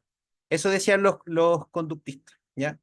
Entonces, ¿qué es lo que, qué es lo que hicieron los conductistas? Que dijeron, y todos estos elementos de lo impredecible o de lo inconsciente, yo lo voy a ubicar acá, en algo que se llama la caja negra, ¿ya? La caja negra es literalmente esto que yo no tengo acceso y que no puedo ver. Entonces, lo que dijeron los conductistas y un poco lo que dicen los cognitivistas ahora que están más estudiando el cerebro y que vamos cada vez a que hay más evidencia científica, y eso es así, es que hay cosas en que ellos no se meten. No se meten en la comprensión del alma ni del inconsciente porque eso es especulativo, no hay cómo saberlo. Ya, por lo tanto, en esta caja negra se contienen todos esos elementos que están, que son importantes, que tienen que ver con la experiencia humana, pero que son difíciles de estudiar. ¿Ya? Entonces, que la caja negra es lo que explica el fenómeno del gato de Schrödinger, esto de si el gato está vivo o está muerto. Si la caja está cerrada, está igualmente vivo como está muerto, porque depende un poco de lo que uno quiera pensar. No está muerto hasta que se demuestre lo contrario y no está vivo hasta que se demuestre lo contrario. Por lo tanto, los conductistas y los cognitivo-conductuales después piensan un poco lo mismo. El inconsciente no existe hasta que se demuestre lo contrario y existe hasta que se demuestre lo contrario. No le interesa nomás, no lo piensa. ¿Ya? Y claro, en esa línea hay procesos mentales que son conscientes y que son inconscientes, pero los procesos mentales yo los puedo ir a observar al cerebro, ¿ya? Porque ¿qué es un proceso mental? El aprendizaje, la memoria, todos esos elementos, el lenguaje, todo eso está demostrado que operan en ciertas partes del cerebro, ¿ya? Todo eso tiene lugar. Las emociones que nosotros pensamos y las vinculamos más con el alma, hay una unidad en el cerebro que se llama amígdala, como las amígdalas, pero es amígdala, y esa unidad está demostrado que contiene todas las emociones y sentimientos. Sin embargo, pese a que todo eso existe en el cerebro, hay algo de la experiencia humana que aún desconocemos. Y mientras eso exista, vamos a tener lo que se llama constructos teóricos. Y ahí es donde opera lo del inconsciente. Porque le insisto, concepto inconsciente y consciente podría haberse llamado lápiz y cuaderno. O sea, cualquier nombre. Freud le puso así nomás. Que tampoco le puso él, se lo copió como a otras 20 personas que estaban en lo mismo, pero él lo patentó, él lo desarrolló, él lo terminó de elaborar. ¿Ya? Entonces van a ver mucho la psicología de esto, dependiendo del área o del campo teórico del que estemos hablando, las cosas son lo mismo pero con otro nombre. Entonces, qué es lo que estudian los cognitivos conductuales? Las cogniciones. ¿Ya? ¿Qué es lo que cuál es la premisa del psicoanálisis? Hacer consciente lo inconsciente. ¿Cuál es la premisa de los cognitivos conductuales? Entrenar el cerebro. No sé si lo han escuchado, esto de entrenar el cerebro. Ya esto es como discursos de autoafirmación. Entonces, obviamente, si yo estoy todo el día diciendo, oh, estoy muy triste, me siento muy mal, no sé qué, y yo cambio esos discursos de autoafirmación y le envío a mi cerebro información de que las cosas van a estar mejor, de que me voy a sentir mejor, paulatinamente mi cerebro se acostumbra a eso. ¿Ya? Entonces, el lenguaje científico, entrenamiento cerebral, vamos a un lenguaje súper hippie, a un lenguaje humanista, ya esta cuestión de decretar del universo. Si yo al universo le pido tal cosa, el universo me lo va a dar. A uno le puede parecer irrisorio, ¿no? Dependiendo de las creencias de cada uno, que es lo mismo que la gente que cree en Dios. O sea, básicamente son creencias. El ser humano necesita de la fe para sostener estos elementos que son inconclusos, ¿ya? Pero, claro, esto mismo que es como decretar y pedirle al universo lo que quiero que se dé, es lo mismo que si yo a mi cerebro lo entreno. Si yo todos los días me digo, voy a estar mejor y empiezo a hablar lo que me pasa y lo exteriorizo y lo verbalizo, eso hace que mi cerebro, todos estos elementos reprimidos, la represión también es un concepto teórico. Porque ¿qué es la represión? Muéstrame lo que es la represión. Tampoco hay forma, ¿ya? Como la represión del pueblo en un lenguaje social o político. Muéstrame lo que es reprimir el pueblo. Porque si me dice como, no sé, ya, la presencia de los militares es subjetivo. Por eso hay gente que ve, no toda la gente ve la dictadura como dictadura. ¿Se entiende? Entonces, mientras hayan constructos subjetivos, va a haber un panorama de cosas que no están exploradas. ¿Ya? Por eso es tan importante como psicólogo trabajar siempre esto, lo evidente y lo que no es tan evidente. Porque hay pacientes que con lo evidente basta, ok, lo entreno. ¿Usted le tiene miedo a los ascensores? Haga una desensibilización sistemática. Entonces le digo, ya, vaya al piso del 1 al 2, ocupe el ascensor. Después, una vez a la semana. Después, 2 veces a la semana. Después, eso es desensibilización sistemática, que antiguamente se llamaba terapia de choque, pero que éticamente era muy controversial. Ok, se le pasa el miedo a los ascensores. El tema es que lo que dice el psicoanálisis y las teorías comprensivas es que el ascensor es una excusa del cerebro o de la vida anímica, o del alma, o del inconsciente, porque el ascensor es el síntoma, es la muestra de algo, pero quizás ese adulto que le tema el ascensor fue un niño que en una discusión de los papás, por decirle algo, en vez de rememorar la discusión de los papás, prefiere decir que le tiene miedo al ascensor. Por eso, por ejemplo, para el psicoanálisis el elemento fóbico, o lo que nos genera fobia, es absolutamente anecdótico. Le puede dar miedo a cualquier cosa. No es que usted le dé miedo a la paloma, no es que usted le dé miedo a la araña, sino que esa araña apareció en un momento de su vida en que teníamos algún tipo de situación traumática que de cierta forma, personificó en un elemento concreto. ¿Por qué? Porque es más fácil tenerle miedo a una araña que uno intentar reconocer o conectar con sentimientos traumáticos de la infancia. ¿Se fija? Puede pensar, el profe, ¿qué está hablando? Y puede ser que hay gente que se le pase el miedo a la araña si es que yo la expongo a la araña, pero va a pasar y pasa mucha gente que 3 años les dura la desensibilización y se les pasa el miedo a la araña y vuelven 2 años después y le dan miedo a los conejos, porque el animal nunca fue el punto, sino que el punto era otro, el punto era que algo había sin resolver, ¿ya? Y como elemento principal, que aquí qué bueno que lo mencionó al principio Álvaro, que me imagino que varios deben verlo así, el tema de los diagnósticos como etiqueta. Chuta, complejo. Yo hago el ramo de psiquiatría y ahí siempre se habla de la psicología normal, ya que ya un concepto fuerte como lo anormal, como no ser normal. La norma es lo normativo, ya por ende, lo normativo es lo que ocurre con mayor frecuencia.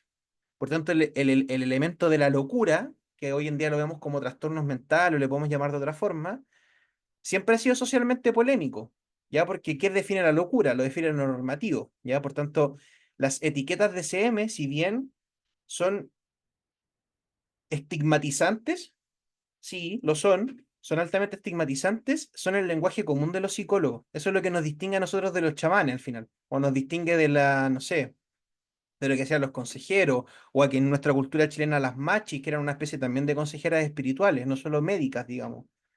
Lo que va a distinguir, lo que nos va a dar un lenguaje científico, es la noción de trastorno. ¿Cómo yo le podría explicar a ustedes lo que es un paciente deprimido? Ustedes saben lo que es deprimido porque saben lo que es la depresión, porque les suena la tristeza. Si yo no pongo esa etiqueta, no tendría cómo explicarle. Es como, tengo un paciente que hace como que llora. ¿Se entiende? Es como muy complejo de explicar. Entonces, la noción de trastorno en psicología, si bien no necesariamente yo siempre le comunico a mi paciente su diagnóstico, así como, usted tiene esto, porque hay veces que los pacientes no constituyen un diagnóstico, no califican para una depresión mayor, por ejemplo, pero sí califican para cierta sintomatología depresiva, ansiosa, etcétera. ¿Ya? Entonces, siempre son importantes y son parte de este proceso psicodiagnóstico. Y de hecho, tal como usted hace una hipótesis comprensiva de esto de lo latente, usted también en su psicodiagnóstico hace una hipótesis diferencial. ¿Ya? Hipótesis diferencial. ¿Qué es la hipótesis diferencial? El trastorno, la etiqueta. Este paciente tiene un trastorno de estrés postraumático. ¿Significa que yo voy y le digo a mi paciente eso? No necesariamente. Lo mismo que la hipótesis comprensiva, es para mí, es para tenerla, es porque aquí yo cumplo con un elemento ético, ¿ya? Mi paciente tiene derecho, si es que él lo considera, o incluso si yo trabajo en un centro, a conocer cuál es el diagnóstico que yo veo como profesional de la salud. Por eso somos profesionales de la salud. Ahora, yo le tengo que explicar que este diagnóstico no necesariamente implica que él es eso, ¿ya? Un paciente que yo diagnostico con bipolaridad, mi paciente no es bipolar, tiene un trastorno bipolar. La bipolaridad no define lo que él es como persona. Y tampoco esto de, estoy feliz, ahora estoy triste. No, y es como eso es una caricatura, eso no existe, no pasa en la vida real. Incluso la esquizofrenia, que ha sido muy estigmatizada y es visto como el diagnóstico más grave, hay personas con esquizofrenia que correctamente tratadas y medicadas como transversalmente, como un tratamiento conjunto, son completamente normales. Vuelvo a lo normativo, se comportan como una persona normal. Y hay personas que no tienen ningún trastorno, pero que no son normales. Porque, le insisto, lo normativo lo define la cultura, lo define la sociedad, ¿ya?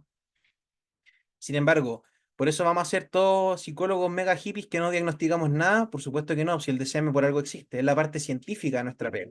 Ya lo que nos diferencia harto de otro tipo de disciplinas, ¿ya? Eso.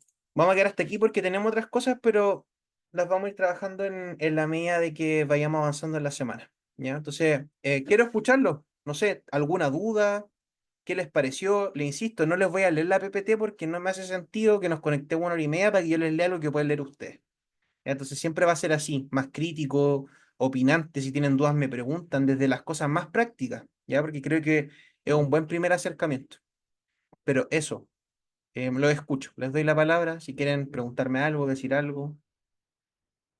Profesor, buenas noches. Consulta, Buenas noches, Carla, ¿usted dijo dígame. que no iba a subir los PPTs ahora? Ah, no, sí, sí lo voy a subir, sí, Ya. ¿Y sí. material respecto para ir ya ir leyendo respecto a lo que usted También, habla? sí, miren, es que por eso les digo, voy a ir mandándoles material que creo que es lo que ustedes pueden revisar de repente más Ujú. fácil solos y que podemos como despejar dudas en clases, pero es lo mismo que estoy hablando, solo que no voy como diapo por diapo. Mm. Y además, el tema de lo que vayamos conversando en clase. Y ahí también les voy a subir una planificación. Yo soy bien ordenado en general, ya es como que soy disperso para hablarles, pero no es un disperso de que estoy hablando cualquier cosa, sino que solamente trato de darle una vuelta distinta a lo que está escrito, como para no leerlo textual. Pero también voy a cumplir con la parte como organizada, ya como de subirle las clases, la programación, todo el tema. Ya. Eh, ya. Francisco me dice ahí ejemplo de la hipótesis. Ya. Por ejemplo, una hipótesis comprensiva es que un paciente que está con sintomatología depresiva, por ejemplo, me manifieste que está teniendo problemas familiares a raíz de su sintomatología depresiva. ¿Qué es la hipótesis comprensiva? Es que yo puedo hipotetizar justamente qué es lo que está a la base de esa sintomatología depresiva. Entonces, por ejemplo, una hipótesis comprensiva sería que el paciente está sintiendo sintomatología depresiva producto de problemas familiares, pero que se derivan de estrés laboral, por ejemplo, o de problemática en el trabajo, porque me contó que justo tiene un compañero o justo tiene una compañera en el trabajo y a lo mejor mi paciente no se ha dado cuenta que le gusta esa compañera. Por ende, como le gusta esa compañera, está en riesgo la vida familiar y al estar en riesgo la vida familiar se siente deprimido.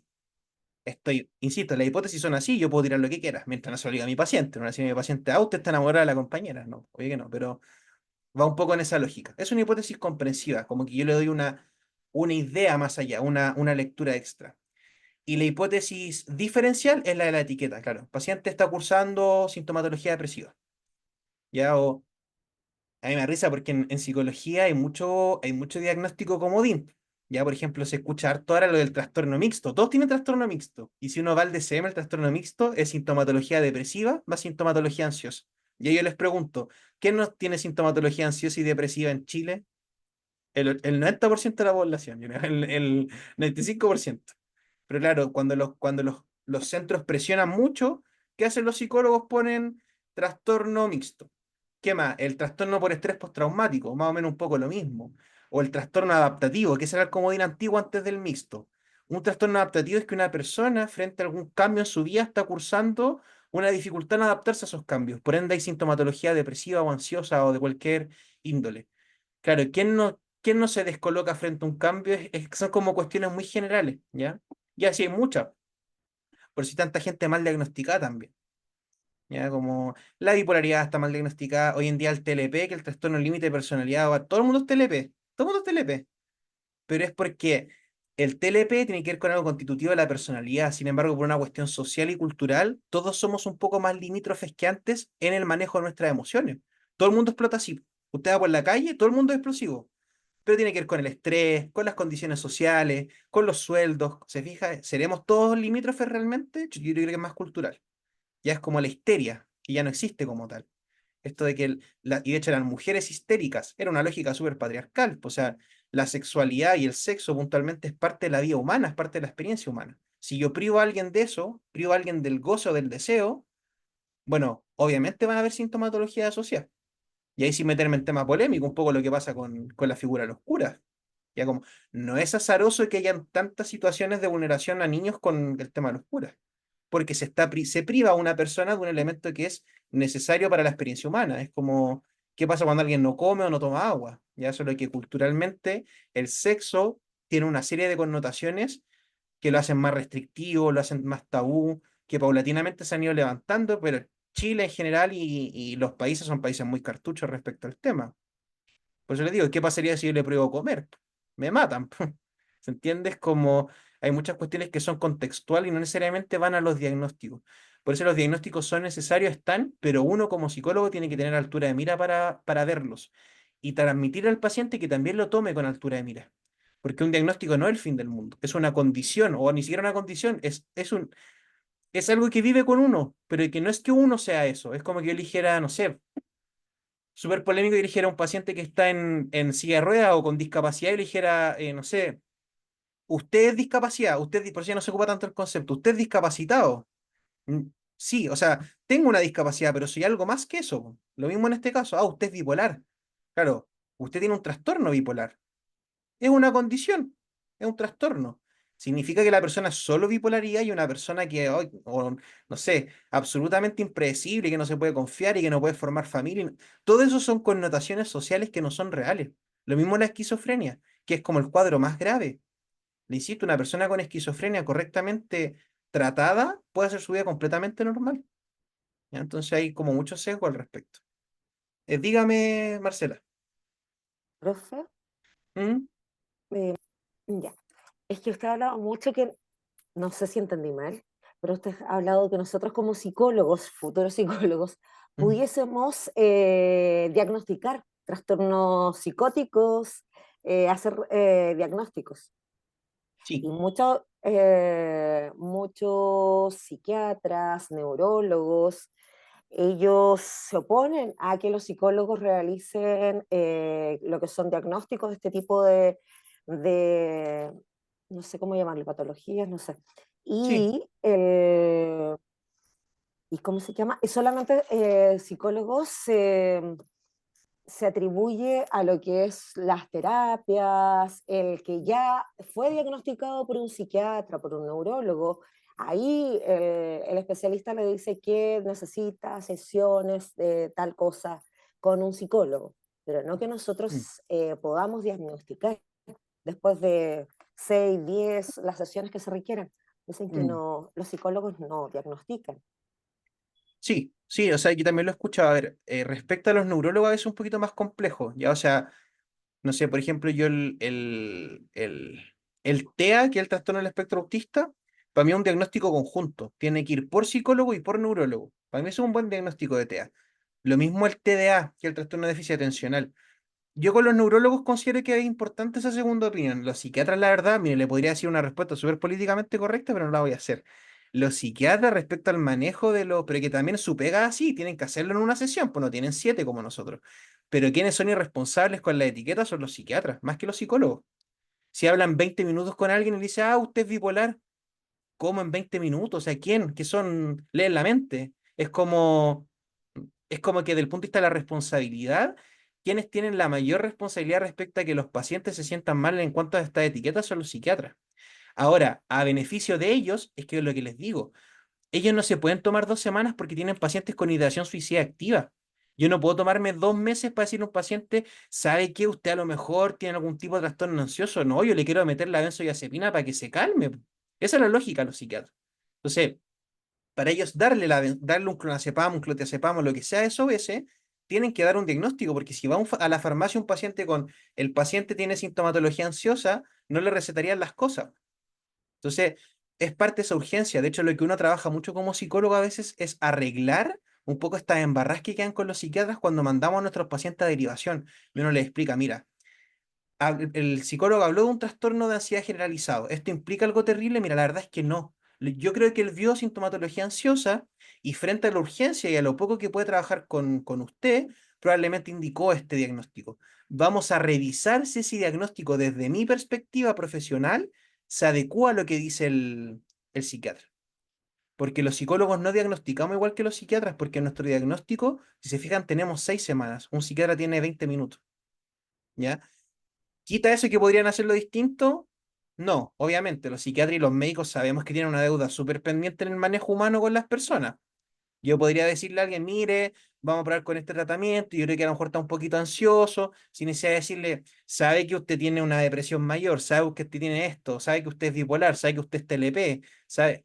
Entonces, los manejos son distintos, ya, pero en lo concreto, desde el punto de vista legal, los psicólogos podemos hacer diagnósticos y debemos hacerlos, es una exigencia, le insisto, ya como es parte de, el tema es que uno no se lo comunica necesariamente al paciente y eso va en la ficha, y se queda en la ficha, y está ahí. Y uno a lo mejor después lo toma a los 6 meses y dice, en realidad estaba puro leseando con este diagnóstico. Por eso es tan importante ser cuidadoso, porque nosotros es como cuando vamos al médico. ¿Qué hace el médico? Uno va al médico porque le duele el hombro, parten diciéndole a uno que uno podría tener desde cáncer hasta que le duele el hombro porque hizo ejercicio.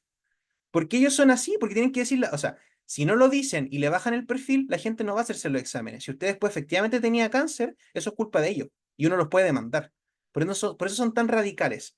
Sin embargo, nosotros, esos diagnósticos, y hay uno queda asustado, ¿cierto? Queda con el susto. Y va y se hace el examen y quiere saber los exámenes, los resultados rapiditos. Por lo mismo, porque puede ser desde un dolor muscular hasta que tenga cáncer. Entonces, con los pacientes pasa un poco lo mismo. Ellos esperan esta etiqueta, porque es aliviador saber qué es lo que tengo. Entonces, frente a eso, uno tiene que tranquilizar a los pacientes y decirle, no toda sintomatología, no todo lo que la gente siente es constitutivo necesariamente de un diagnóstico, no es que usted tenga un algo. La de sentirse triste, sentirse ansioso, sentirse angustiado, es parte de ser humano, de estar vivo. Ya, sin embargo, probablemente esto que usted tiene, estas crisis de pánico, porque la crisis de pánico también es un diagnóstico, pero crisis de pánico mucha gente tiene. Ya uno puede trabajar esas crisis de pánico sin necesidad de explicarle al paciente toda la complejidad de un diagnóstico, de ir al DCM, ¿se entiende? Pero de que hay que hacerlo y hay que pensarlo diferencialmente, tal como comprensivamente hay que hacerlo. Ya es parte de. Pero eso, no sé si le expliqué, no sé si se entendió bien. Más o menos. Ah, ¿sí? Sí, súper. Dígame, Álvaro. Profesor, ¿cómo se llama? Desde el punto de vista, el ejemplo que daba del cuadro del trastorno de la esquizofrenia. Mm, Claro, la esquizofrenia tiene muchos componentes, a lo mejor se puede ver por factores endógenos, exógenos, pero me exacto. encantó eso, lo cual nos hizo vislumbrar y me dio a conocer para poder inferir e inquirir. Entonces, cuando usted habla de cómo comunica esa condición al paciente, ¿cierto? Para no estigmatizarlo, Exacto. de ese punto hablamos de la psicoeducación, ¿cierto? Que hay que tener con el paciente para poder generar este vínculo, esta confianza epistemológica del paciente para con nosotros. Exacto. Es que eso es psicoeducación. Qué bueno que lo plantea. Esa es la verdadera psicoeducación. La psicoeducación a veces es un mal argumento para quienes quieren decirle a sus pacientes lo que tienen que hacer con su vida, ¿ya? O es una justificación para aquellos psicólogos que confrontan a sus pacientes, que lo hacen sentir mal, ¿ya? O los mismos médicos, ¿no? Es que es como psicomedicina, es como educación en ese aspecto, ¿ya? Como respecto a salud. Una cosa es que yo le explico en términos médicos que a veces es más fácil. Una cosa es que yo le digo a un paciente que tiene sobrepeso, por ejemplo, que es importante llevar una vida saludable, a que yo a mi paciente lo humille directamente, como hacían antiguamente los médicos, que uno iba porque le dolía un dedo, es que usted está muy gordo, típico, cualquier cosa. Viejo, me duele el dedo, no te estoy preguntando si es que no tiene que ver con eso. Ya, esto es un poco lo mismo. O sea, hay formas de comunicar las cosas. ¿Se entiende? Estar esquizofrénico no es que la gente sea loca, no es estar loquito, no es que, no sé, no voy a poder hacer mi vida normalmente. Es una condición con la que, a ver, es una condición grave, importante, sí. Tampoco se le baja el perfil. El paciente sabe que tiene que tomarse sus medicamentos, que tiene que ir al psiquiatra. Si tiene control conmigo y yo sé que no está yendo al psiquiatra, le tengo que decir, mire, yo creo que es importante que usted siga yendo al psiquiatra. Es distinto, ¿se fija? Ahí diría, ¿y por qué no está yendo al psiquiatra? Vaya, pues no lo voy a atender. ¿Se entiende? Son modos, son maneras.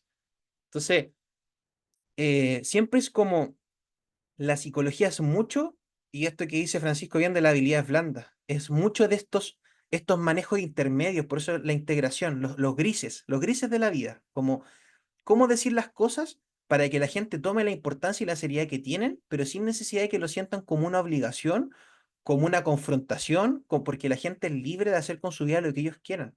Nosotros no tenemos la facultad ni ningún ser humano de decirle a otro ser humano cómo tiene que vivir su vida. fuera de la lógica de las leyes, pues, o sea, obviamente si mi paciente quiere matar a alguien, lo primero que les dije fue, es que el secreto, la confidencialidad y todo se pierde cuando está en riesgo la vida de alguien más. Ahí obviamente no opera ninguna empatía ni nada, o sea, queréis matar a alguien, no me queréis así como, bueno, mátelo y después lo conversamos. Obviamente que no, ¿cierto? Hay que denunciarlo, es un delito, ¿ya? Pero fuera de las leyes no hay fórmulas correctas o poder como limitar esa libertad de cada ser humano, si todos tenemos derecho a vivir la vida que queremos vivir. Es un poco eso. Y ni siquiera es estar de acuerdo, por eso digo, a nadie le importa su opinión y eso es relajante, porque una vez piensa, chuta, como psicólogo tengo que ser abierto de mente, tengo que ser de todos los partidos políticos, tengo que ser de todos los partidos de fútbol, tengo que... No, pues es que usted no es importante ahí. Lo que importa es como el rol profesional que estoy cumpliendo. Y eso hace que uno tome esta distancia. A mí me sirve mucho porque yo, ser humano personal, soy súper picote y de niño lo era muy picota, no me gustaba no tener la razón. Pero cuando empecé a estudiar psicología, hoy fue súper aliviador.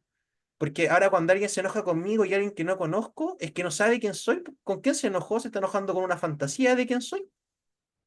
Por eso yo por lo general con mis estudiantes no tengo ese tipo de problemas. Si es que alguien me falta el respeto o me ofende, yo tomo los canales adecuados, no me pongo a discutir de vuelta. Con mis pacientes no tengo, porque no me lo tomo personal. ¿Cómo me va a tomar personal si no saben quién soy? Vuelvo a lo mismo. Lo mismo hacía los estudiantes. ¿Cómo yo voy a denostar o me voy a meter en la vida personal de un estudiante si no sé qué es esa vida personal? Pues yo no sé cuáles son los sacrificios que ustedes hacen para estar acá. ¿Saco algo yo con retar a todos los compañeros que están sin cámara? No tengo idea por qué están sin cámara. Es válido, no es obligación. Es porque tienen algo en contra mío, como si no me conocen. ¿Qué pueden tener en contra mío? ¿Se entiende? Hay gente que ve la vida mucho desde esa perspectiva y sobre todo profesional, y yo creo que ahí está lo preocupante. Yo, por ejemplo, ahora estuviese enojado y taimado como profe porque no están con cámara. Bueno, no tengo idea por qué están sin cámara. ¿Qué saco con calentarme la cabeza con eso? Ahora, distinto va a ser cuando me toque que expongan y no quieran prender su cámara. Perfecto, eso es un criterio de evaluación y tendrá menos nota nomás, pero es que tampoco me complico, porque eso está escrito en un documento formal. La formalidad es otra vez. Si yo le presento un documento formal y usted no cumple, le bajo la nota. Después se me dice, profe, pero ¿por qué me bajo? Aquí está el documento. Eso es justo, para mí eso es lo justo, digamos. Si yo le comunico algo con tiempo, usted tiene tiempo para prepararse. Si no lo hace, está asumiendo las consecuencias de no hacerlo. ¿Es una mala persona por eso? No. ¿Soy una mala persona yo por eso? No. Es lo justo, ¿no? Lo justo es justo. Es un poco esto. Y son todas habilidades blandas, si se fijan. Esa es la empatía real. Yo me pongo en su lugar, pero tampoco lo justifico ni no opino nomás, no lo entiendo. Entiendo que estén sin cámara. Lo justifico, no es importante que lo justifique o no. ¿Qué pienso yo de eso? Tampoco es importante que pienso yo o no pienso de eso. ¿Les va a perjudicar la evaluación? No, porque no es justo eso. Esas son posiciones neutrales al final, más allá de lo que yo pienso o no, si se fijan. Y esa habilidad es blanda es lo que es complejo trabajar. Y por eso yo me detengo tanto en esto. Porque la teoría está en los libros, lo puedes leer. Es fácil, no es difícil. Pero esto, cuando uno empieza la práctica, sobre todo la clínica, nadie lo enseña. Y mucha gente pierde pacientes porque no tiene empatía. O sea, ni siquiera empatía, porque no tiene habilidades blandas. Y hay gente que es desagradable. Y es como, escucha a su paciente, no lo interrumpa, no lo trate mal, no ponga cara de desagrado frente a lo que le dicen. No ponga cara de nada, ponga cara de tranquilidad, no reta a sus pacientes. Educar no es retar a la gente. Y los delitos son delitos, eso sí. O sea, yo no le decía a mi paciente, no mata a nadie, pórtese bien. La psicoeducación, va a incumplir una ley, yo tengo que notificar que va a incumplir una ley. Listo. ¿Ya? Así es como, ese es un poco los manejos. Y eso es lo que es difícil de trabajar. ¿Ya? Pero eso, Gracias, profesor, que clarito. súper. Yo nunca contesto las preguntas, o sea, las contesto, pero en el primeros 20 segundos. El resto es pura cháchara extra. No, pero ahí para complementar la idea. Así que eso, Ah, quedamos hasta aquí esta semana. Voy a subir la programación que me gusta hacer a mí los semana a semana como un calendario para ver si les puede ayudar como en ordenarse y todo y cómo van a hacer la evaluación, ¿ya? Así que eso, ha sido un gusto para mí. Espero haya sido grato también para ustedes. Y eso, ya nos estamos viendo. Cuídense, que tengan ahí buen descanso. Feriado, ¿cierto? ¿Es feriado? Es feriado. Muy bien. Descansen, cuídense. Ya, profe, que esté bien. Chao, chao. Buenas noches, profesor. Buenas Muchas noches, Buenas gracias. noches, gracias. estén Chao, bien, de profe, que esté nada. bien. Chao, profe, Suerte. gracias. Chao, chao.